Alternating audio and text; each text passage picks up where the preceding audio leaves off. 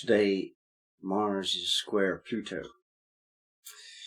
About 10 days ago, I was speaking of Pluto's position at the 28th degree of Capricorn. It retrograded into the 28th degree then and entered a large aviary, Capricorn 28, which has to do with awareness of spiritual messages, all the birds in the aviary representing thoughts and ideas from the other realm. And we have to bring our awareness to these subtle messages, which are not always evidenced in facts and figures and comments from other people. We have to use intuition to get those messages. So that's the essential message of Pluto in the 28th degree of Capricorn. Now, what we have to consider when it's squared by Mars, let's just think about that first. Mars square Pluto. Well, if you saw that in a horoscope, what would you interpret that as? You'd think that person was rather forceful, potentially subject to violence somewhere in the life. Probably parenting was a bit forceful, possibly bullied or bullying. Use of too much force is implied by the square between Mars and Pluto. And yet, sometimes what you might consider too much force is actually required. Sometimes you have to violate something in order to get a greater good accomplished. Isn't that what a surgeon does? It violates the sovereignty of your body by breaking the skin, entering the body and removing what would kill it otherwise. That's what a surgeon does. That's Mars square Pluto energy as well. So, taking that into account, what we then have to understand is that the slower moving transits, such as Pluto, they unfold over the period of their duration. And yet there is a higher likelihood of noticing what's going on much more clearly when a more quickly moving planet comes along. So here we have Mars, a very fast moving journey through the last few degrees of Aries for Mars. Very quick moving compared to Pluto. And for a day, it squares Pluto. On that day, today, we might expect some kind of great tension released by an apparent violent moment. Now, obviously, it doesn't happen to everyone all the time. It's not that way. Astrology just doesn't work that way. But the idea of something potentially disturbing, creating a greater good, is what we're trying to focus on today. There's a Sufi story about a bird that flew in through a small window in a room and was rushing around and around the room, quite disturbed, could not find his way out. And then the bird sat on the windowsill again. He was just a moment from freedom, but didn't realize it. And the Sufi clapped his hands very loudly, and it startled the bird, and the bird flew away to freedom. And the Sufi remarked to his student, "Now that bird would have found my action quite violent, very disturbing indeed." And we have this with with Mars square Pluto transits. A jolt, a shock, an event which is just too forceful for comfort, apparent violence, things that you really wouldn't welcome. They can occur in order that they create a kick-on effect, and you do something by reaction against it sometimes, which is liberating. Now, in the 28th degree of Aries, we have Mars operating the large disappointed audience. Great hopes and excited expectations cannot be sustained. It's to do with keeping our word. We need to take other people into account when we make our claims and promises, so that we do not later disappoint. If we want to perfect both will and sensitivity, then we need to do everything we can to fulfill our promises. This strongly impacts upon what possibilities of development and achievement will unfold for us. Now, it's interesting that Charlie Chaplin had his son in his 28th degree of Aries. The most popular entertainer ever, up until his time.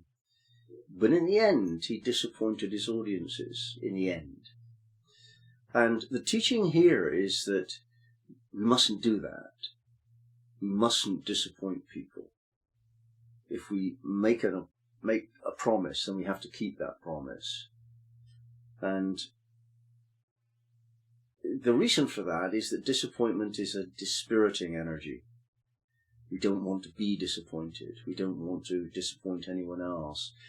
Disappointment, of course, arises out of expectations.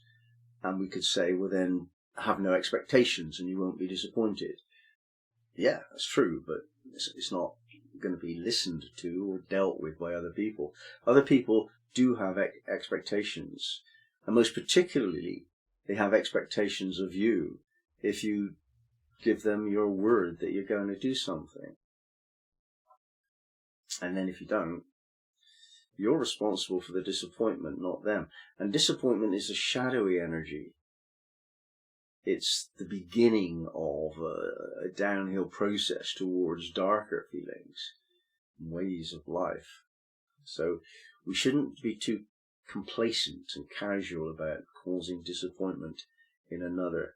It's to be avoided if you possibly can. And here we have Mars in that degree. And we're having Mars square Pluto in that degree. So this is a day when there's a greater likelihood of disappointment. And there's a greater likelihood of suffering the consequences of having disappointed people earlier.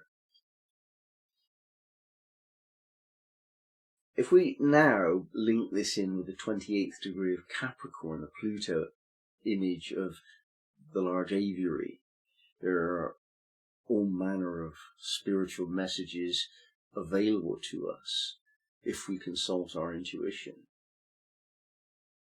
And Mars, don't disappoint people.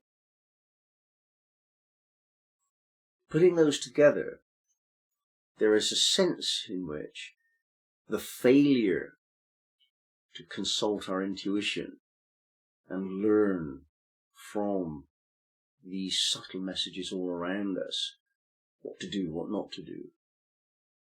Because of that, we have disappointed, or we're likely to disappoint. The remedy, therefore, is to really deeply trust your intuition. And yet, the intuition is not entirely trustworthy. This is a very delicate issue to deal with on the spiritual path. We must unfold our sensitivity to trust our intuition and to know when it's a good thing to do to trust it.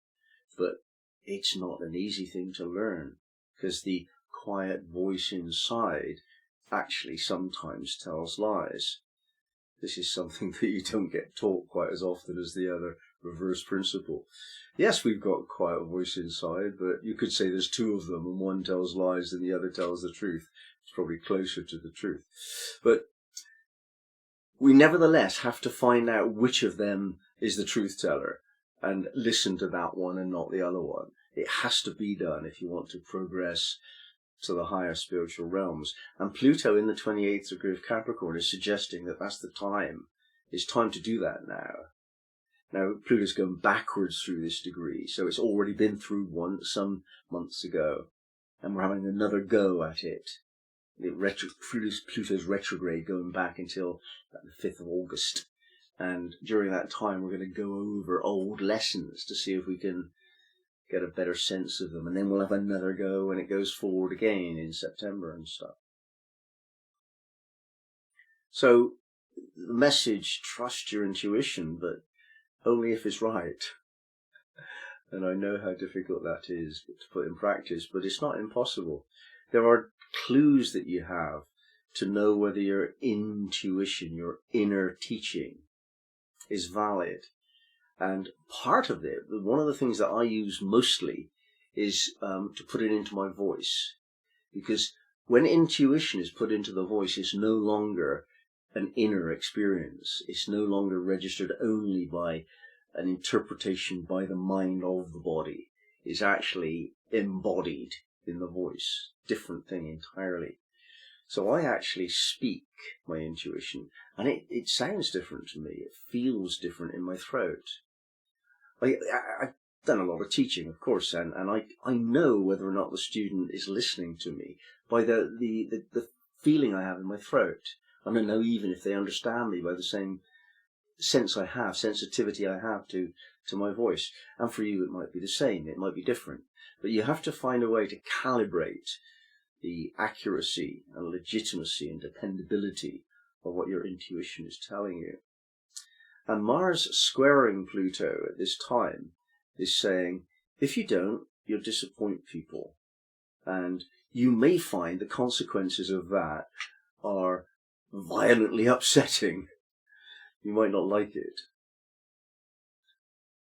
It'll be gone in a day or two, so don't worry too much. But if you want to be on the lookout for that kind of experience, that would be a good idea.